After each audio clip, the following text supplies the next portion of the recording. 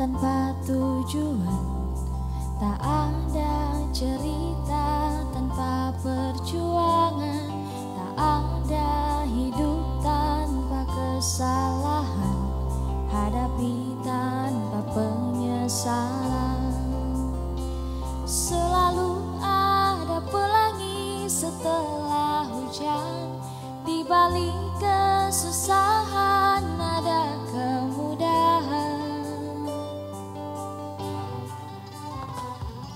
Tuliskan jalan cerita, terus berjuang dan selalu berdoa. Katakan pada dunia, jangan menyerah karena ada Allah. Tuliskan jalan cerita, terus berjuang dan mohon ampunan. Katakan pada mereka, Allah kan tuntun langkahmu di jalan cerita, di jalan cerita, di jalan cerita. Assalamualaikum warahmatullahi wabarakatuh. Selamat malam. Apa kabar teman cerita semua yang ada di rumah? Semoga sehat selalu dan tetap diridhoi oleh Allah Subhanahu wa taala. Senang sekali hari ini saya Ajeng Mawada dan juga teman-teman dari Storyline kembali menjumpai Anda di Jalan Cerita.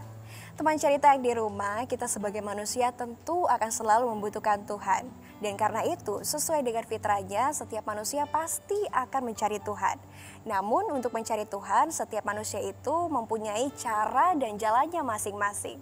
Nah, hari ini telah hadir seorang teman cerita di studio yang akan berbagi cerita bagaimana jalan ceritanya hingga menemukan Tuhan dan memutuskan untuk menjadi seorang mu'alaf. Ada Abdurrahman di sini. Assalamualaikum Abdurrahman. Apa kabarnya hari ini? Ya, alhamdulillah sehat. Alhamdulillah sehat. Abdurrahman, Masya Allah, akhirnya memutuskan menjadi seorang mu'alaf. Sudah berapa lama Abdurrahman menjadi seorang mu'alaf? Sudah kurang lebih 2 tahun. 2 tahun. Bagaimana jalan ceritanya awal proses untuk akhirnya mencari Tuhan dan memutuskan bahwa Islam akan menjadi pilihan Abdurrahman saat itu? Ya, kalau awal dari ini, dari segi melihat ini, mendengar azan. Jadi waktu kalau sekolah di tempat yang jauh, kalau dengar azan ya ingat orang tua di rumah. Jadi pertama kayak rasa sedih. Terus merantau sampai di Gorontalo, ya ikut sama teman-teman yang sudah muslim, cerita-cerita terus. Jadi bagaimana caranya kalau tentang ajaran di Islam. Jadi sampai diceritakan begini, kalau misalnya kalau di agama Islam, ya agama yang diridhoi Allah itu hanyalah agama Islam. Jadi setiap mau tidur malam terpikir terus sebenarnya agama yang sebenarnya ini yang mana sebenarnya. Jadi saya berpikir terus, kadang tidak tidur kalau malam, jadi berpikir terus besoknya lagi ketemu lagi sama teman-teman di tempat kerja, akhirnya ditanya lagi bagaimana ajaran dari sana. Jadi terus pokoknya banyak cerita tentang ajaran saya dulu. Terus saya juga bertanya bagaimana tentang Islam. Nah, jadi dikasih tahu tentang Islam ini sebenarnya yang disembah itu hanya Allah, itu hanya satu. Jadi ya, saya berpikir lagi, akhirnya saya ambil kesimpulan tanpa sepengetahuan orang tua. Saya mengambil keputusan sendiri, akhirnya saya panggil teman. Saya berniat untuk masuk Islam. Masya Allah. Jadi Abdurrahman ini dengan orang tua memiliki keyakinan yang berbeda ya. Bagaimana waktu saat itu Abdurrahman mengatakan kepada orang tua dan juga keluarga Abdurrahman bahwa saya saat ini telah memiliki keputusan untuk memilih Islam menjadi agama saya yang baru? Ya tentunya sebagai orang tua yang beda pemahaman itu kan tentunya merasa kayak kehilangan. Iya. Ya, jadi kalau misalnya saya telepon kalau ini saya sudah masuk Islam, jadi tentunya mendengar itu orang tua kayak merasa sedih. Banyak kata-kata yang dikasih, terutama saudara, ada yang sudah katanya kalau mau paksa masuk di sini jangan anggap lagi saya sebagai kakakmu. Sampai keluar kata seperti itu. Iya. Bahwa jangan anggap lagi saya sebagai saudaramu jika memilih agama ini. Iya. Bagaimana perasaan Abdurrahman saat itu? Ya tentunya pokoknya apa yang menjadi keputusan saya ya itulah. Pokoknya saya ucapkan bismillah saja. Masya Allah. Insya Allah diberkati oleh Allah. Jadi saat itu apakah Abdurrahman memutuskan untuk masuk Islam sendiri atau mungkin ada teman-teman Abdurrahman atau orang terdekat Abdurrahman yang sama-sama dengan Abdurrahman berhijrah untuk memilih Islam ini? Kalau awalnya itu niat dari saya sendiri saja. Tapi ya karena niat ya saya pengen tahu sejauh mana dari ajaran dari Islam. Akhirnya saya bertanya bagaimana caranya, fungsi azan itu apa. Nah, terus diceritakanlah ke sini. Jadi oh berarti tiap sore, siang, malam itu dengar azan orang ke masjid semua. Jadi saya tertarik, di tetangga saya ada rajin ke masjid. Jadi saya lihat kalau ikut di sini kayaknya rasanya dekat sama Allah. Masya Allah.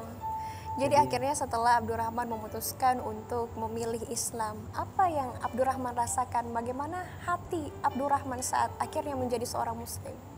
Ya yang saya rasakan sampai sekarang itu rasanya tenang, aman. Masya Allah. Iya. Tenang dan tentram ya Abdurrahman ya. Kalau selama ini kan untuk berproses juga pasti Abdurrahman butuh seseorang untuk mendampingi, apalagi Abdurrahman baru belajar tentang Islam. Jadi kita pengen tahu sebenarnya siapa orang yang mendampingi Abdurrahman itu. Namun kita akan iklan dulu, Ustadz, kita akan kembali usai jeda yang berikut ini.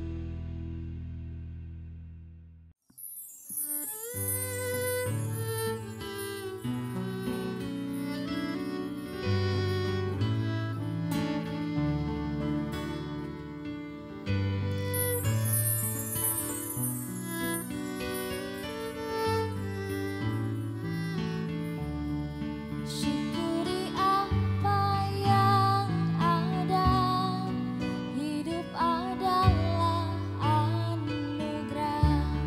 Tetap jalani hidup ini dan lakukan yang terbaik. Tuhan pastikan menunjukkan kebesaran dan kuasa-Nya bagi hamba-Nya yang sabar dan tak kenal putus asa.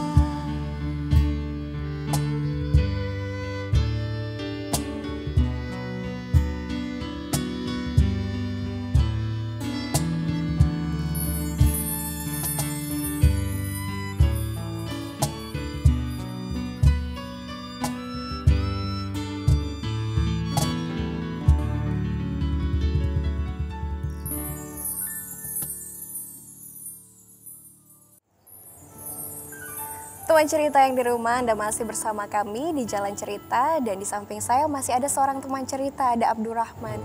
Masya Allah, Abdurrahman saat waktu itu memutuskan untuk menjadi seorang Muslim, tentu Abdurrahman membutuhkan teman yang bisa membimbing.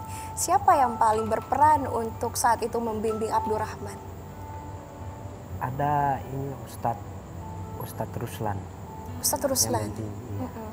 Bagaimana saat itu, apa yang diajarkan oleh Ustadz Ruslan tentang Islam? Selain yang tadi Abdurrahman bilang, yang pertama adalah tauhid. Yang diajarkan sebelumnya itu belajar mengaji. Mengaji. Iya. Bagaimana dengan azan? Karena Abdurrahman ini tertarik Islam awalnya Ustadz karena mendengar azan. Apakah setelah masuk Islam Abdurrahman langsung ingin belajar azan juga? Ya sebenarnya kalau di rumah saya belajar azan. Belajar azan juga ya. Jadi sekarang kalau azan sudah lancar Abdurrahman? Ya lumayan lancar. Masya Allah. Sekarang akhirnya Abdurrahman sudah menjadi seorang muslim. Adakah satu hal yang akhirnya tetap membuat Abdurrahman bimbang bahwa ini pilihan sudah betul atau tidak? Pernah tidak terpikirkan seperti itu? Kalau masalah pemikiran tentang hati yang bimbang rasanya kayaknya sudah tidak ada. Sudah tidak ada lagi, berarti memang sudah sangat yakin untuk Islam ini ya, Masya Allah. Jadi untuk kedepannya Abdurrahman, apalagi kan Abdurrahman ini sekarang ini bagaimana dulu? Bagaimana situasi dan kondisi Abdurrahman dengan keluarga-keluarga yang kemarin? Apakah masih berhubungan atau masih seperti yang kemarin karena sudah dibilang Anda mau pilih agama lain maka kita harus berpisah jalan di sini? Iya. Jadi kalau untuk sekarang keluarga di rumah juga sudah setuju. Jadi, Masya Allah. Tapi kata-katanya juga katanya tidak ada agama yang menyelamatkan kita. Iya. Dan meskipun sudah Islam tapi kalau kelakuan masih banyak berbuat dosa jadi tentu tidak selamat. Jadi Abdurrahman walaupun sudah memutuskan menjadi seorang mualaf masih terus berproses untuk berhijrah ya. Iya. Saat ini apa yang ingin Abdurrahman lakukan lagi? Apa yang belum ada saat ini dan masih Abdurrahman usahakan? Yang paling saya usahakan itu bagaimana saya mendalami Islam. Jadi saya belajar mengaji supaya tahu bagaimana tentang agama Islam ini sebenarnya begini. Jadi setelah Abdurrahman kemarin di keyakinan yang berbeda dan masuk agama Islam, bagaimana dengan kehidupan Abdurrahman sendiri? Apakah ada perubahan atau perbedaan yang sangat besar di kehidupan Abdurrahman? Kalau kehidupan yang paling besar itu hanya menghidupi keluarga saya, istri dan anak. Jadi untuk kebiasaan sehari-hari setelah Abdurrahman menjadi seorang muslim, adakah yang berubah dengan yang sebelumnya Abdurrahman bukan seorang muslim? Adakah yang Abdurrahman ubah dari kehidupan dan kebiasaan yang Abdurrahman lakukan? Ya tentunya ada kehidupan yang dirubah, banyak perilaku yang tidak bagus. Perilaku apa yang paling Abdurrahman sesali yang pernah Abdurrahman lakukan dulu? Tentunya banyak ini ngumpul-ngumpul sama teman yang masih seiman dulu. Jadi tentunya sudah berpisah. Jadi tinggal kalau kontak di HP, jadi tinggal tanya kabar gimana. Sekarang ini apa kegiatan Abdurrahman untuk bisa lebih menguatkan dan lebih mengetahui lebih dalam lagi tentang Islam? Apa yang Abdurrahman lakukan? Tentunya saya belajar terus untuk mengaji. Belajar terus untuk mengaji. Belajar di Ustadz yang tadi Abdurrahman sebutkan. Iya. Bagaimana dengan teman-teman dan lingkungan Abdurrahman saat ini? Kalau teman-teman yang sekarang juga ya lumayan bagus. Kalau biasanya kan orang-orang apalagi yang mu'alaf, mereka paling suka ikut dengan kajian-kajian. Kalau Abdurrahman sendiri, apakah Abdurrahman juga sering ikut dengan kajian seperti itu? Ya kalau saya tinggal di kota saya senang dengan kajian-kajian. Kajian. Iya, tapi kadang keluar kota jadi gak ikut lagi. Nanti ikut-ikut sama Ustadz Ruslan atau teman-teman yang lain. Ikut. Saya senangnya kalau ada dengar tempat kajian, sukanya ke sana. Jadi dengar arahan tentang perjalanan Nabi. Perjalanan Nabi. Perjalanan apa? Kisah apa yang paling favorit dari Abdurrahman? Tentang kisah Nabi Muhammad itu untuk memberikan contoh kepada kita semua sebagai umat itu untuk ke jalan yang lebih bagus, yang lebih baik. Baik, Masya Allah. Abdurrahman kan saat ini sudah menjadi seorang muslim, dan teman-teman Abdurrahman yang lain, apakah ada juga yang mulai tertarik untuk ikut dengan Abdurrahman setelah melihat perubahan Abdurrahman menjadi seorang muslim? Kalau untuk saat ini kayaknya belum ada. Tapi Abdurrahman masih tetap bergaul ya dengan teman-teman Abdurrahman yang dulu? Iya, tapi Masya bergaulnya lewat handphone saja. Masya Allah. Di dalam Islam juga kan diserukan kita untuk berbuat baik kepada kedua ibu bapak kita. Nah, saat ini bagaimana dengan ibu bapak? Apakah masih sering telepon atau mereka menyemangati karena sekarang kan sudah baik-baik kondisinya dengan ibu dan bapak? Iya, tentunya kalau nelpon tentunya disuruh pulang. Cuma satu yang kalau ditelepon suruh pulang lagi. Gitu. Jadi cuma perjalanan saya saat saya masuk Islam baru sekitar 1 bulan. Saya dipanggil ke kampung karena orang tua mama saya sakit. Nah, jadi Di mana asal kampung Abdurrahman? di daerah Tator, Tanah Toraja. Tanah Toraja. Iya. Dan saat itu ibu sedang sakit. Iya. Apa yang dilakukan Abdurrahman saat itu? Apakah ada permintaan-permintaan dari ibu saat itu? Ya, permintaan ibu saat itu hanya pulang saja. Jangan tinggal situ, rindu, katanya rindu. Tapi karena saya beralasan karena masalah ongkos karena jauh, jadi kalau saya pulang belum ada ongkos. Tapi lama kelamaan ibu saya memaksa saya untuk pulang. Untuk pulang. 1 bulan, pas 1 bulan ibu saya kena stroke. Oke. Nah, Baik, Masya Allah. jadi saya terpaksa harus pulang. Jadi saya Baik. pinjam uang sama tempat kerja Untuk ongkos pulang ini. menemui ibu yang sedang sakit di sana, Masya Allah, Abdurrahman. Ustadz Husni, Abdurrahman ini menjadi seorang mu'alaf, bahkan sampai dibilang ada keluarga yang mengeluarkan kata bahwa kita tidak saudara lagi kalau Anda memiliki keyakinan ini. Bagaimana Ustadz melihat ini? Ya, pertama bahwa Bismillahirrahmanirrahim, Alhamdulillahirrabbilalamin, Allahumma salli ala Muhammad wa ala ali Muhammad. Pertama kami sampaikan bahwa hidayah paling tinggi dari manusia adalah ketika dia mendapatkan hidayah tentang Islam. Masya Allah. Tidak ada nikmat yang paling besar di dunia ini kecuali nikmat Islam. Berislam dengan benar. Hanya memang setiap manusia itu sebenarnya dia lahir dengan agama tauhid. Dalam bahasa hadis Nabi SAW, kullu mauludin yuladu alal fitrah, bahwa setiap anak yang lahir dia sudah berislam. Kemudian terjadi perubahan, dikatakan oleh Nabi, fa abawahu yuhawwidanihi au yunassiranihi au yumajjisanihi. Kalau orang tuanya Majusi, anak jadi Majusi. Orang tuanya Yahudi, anak juga jadi Yahudi. Orang tuanya Nasrani, maka orang tua akan jadikan anak juga Nasrani. Ya. Jadi karakter tauhid ini berubah disebabkan karena anak, disebabkan karena orang tua, bisa saja.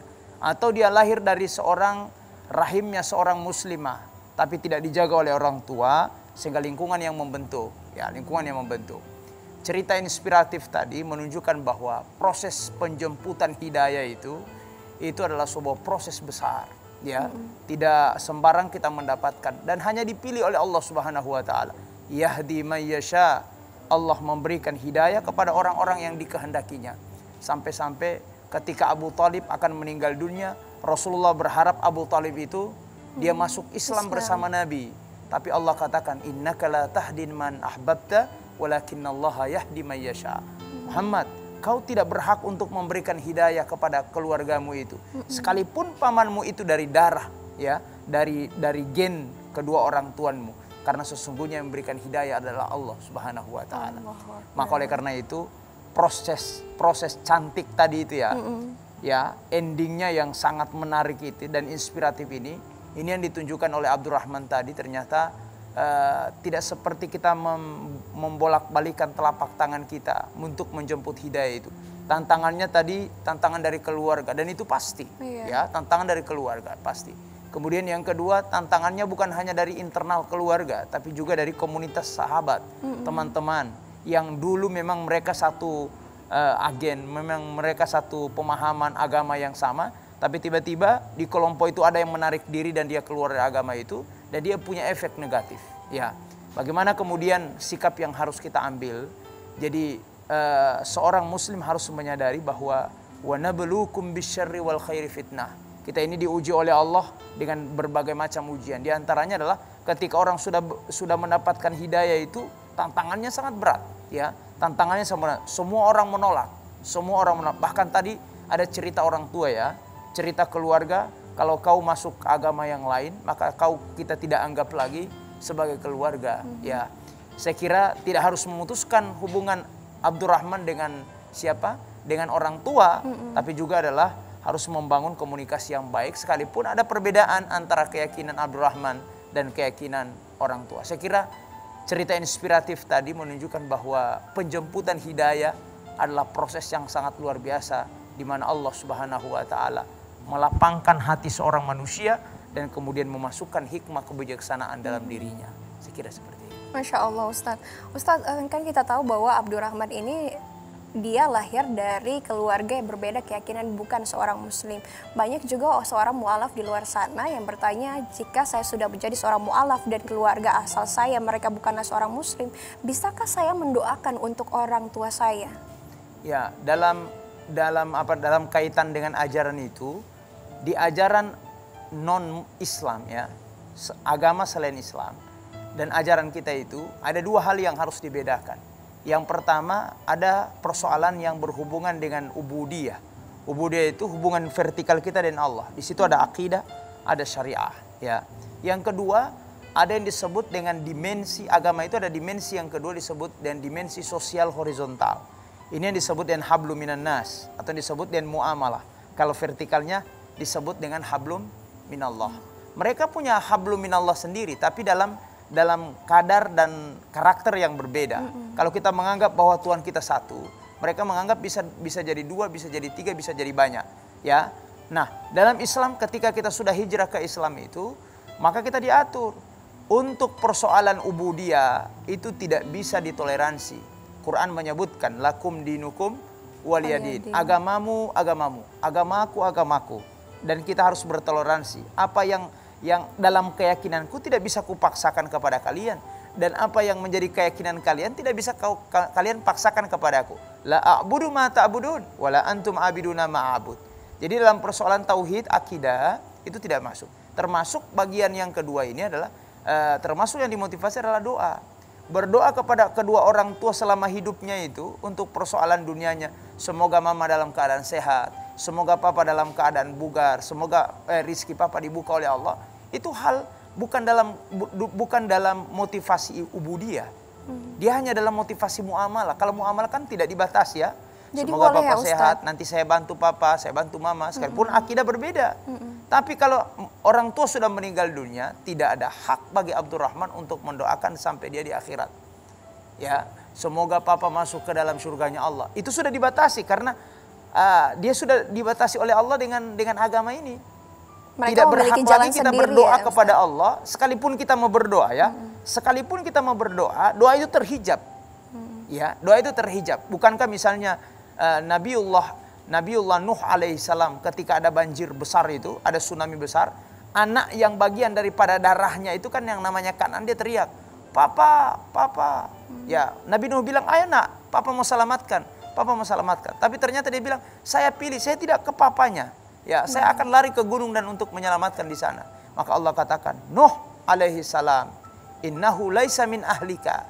Benar itu anakmu, tapi ketika dia sudah memutuskan bahwa dia bukan dalam agamamu, sesungguhnya dia bukan bagian daripada keluarga. Masya Allah, Ustaz. Dari sisi agama, ya, kita tidak berkeluarga, tapi dari sisi kemanusiaan kita berkeluarga.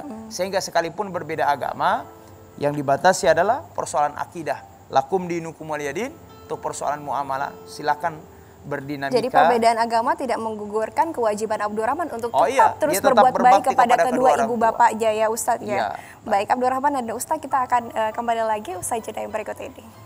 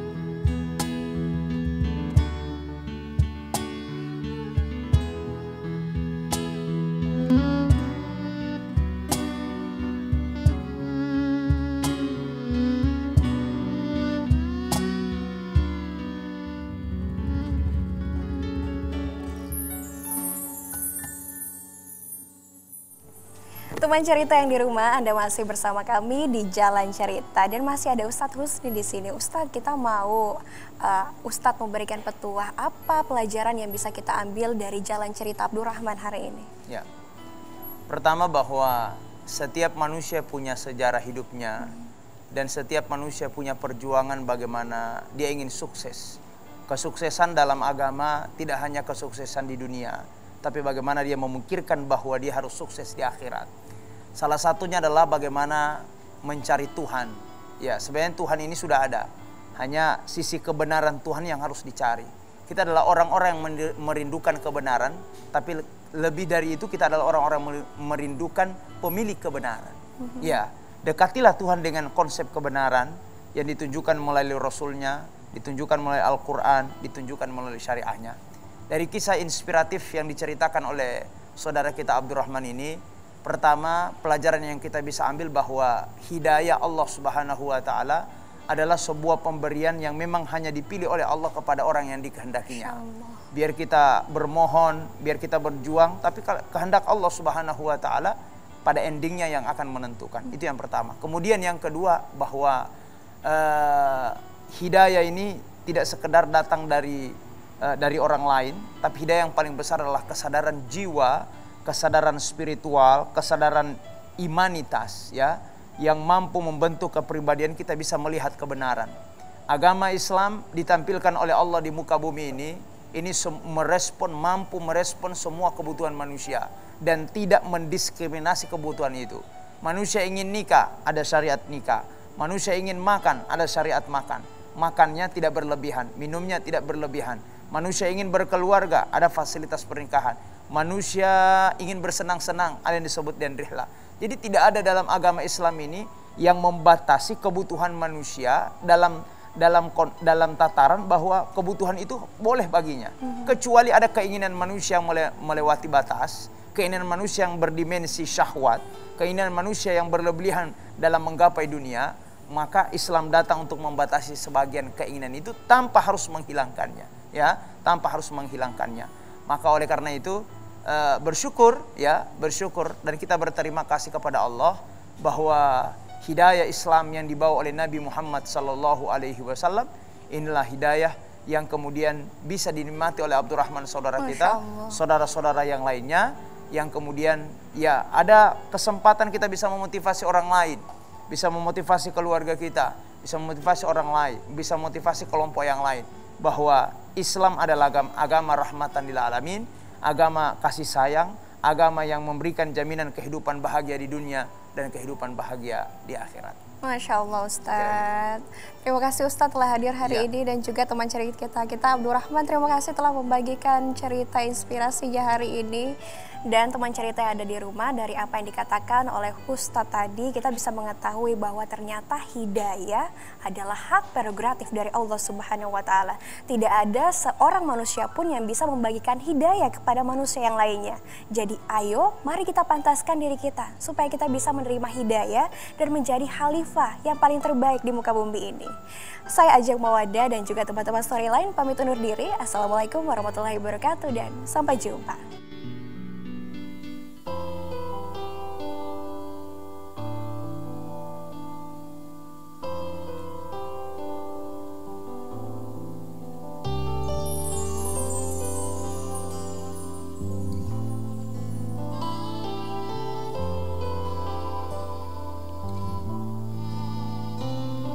Tak ada jalan yang tanpa tujuan, tak ada cerita tanpa perjuangan, tak ada hidup tanpa kesalahan, hadapi tanpa penyesalan.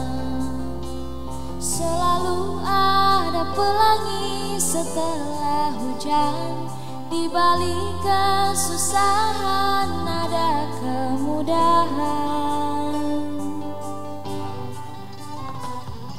Tuliskan jalan cerita, terus berjuang dan selalu berdoa. Katakan pada dunia, jangan menyerah karena ada Allah. Tuliskan jalan cerita, terus berjuang dan mohon ampunan. Katakan pada mereka, Allah kan tuntun langkahmu di jalan cerita, di jalan cerita.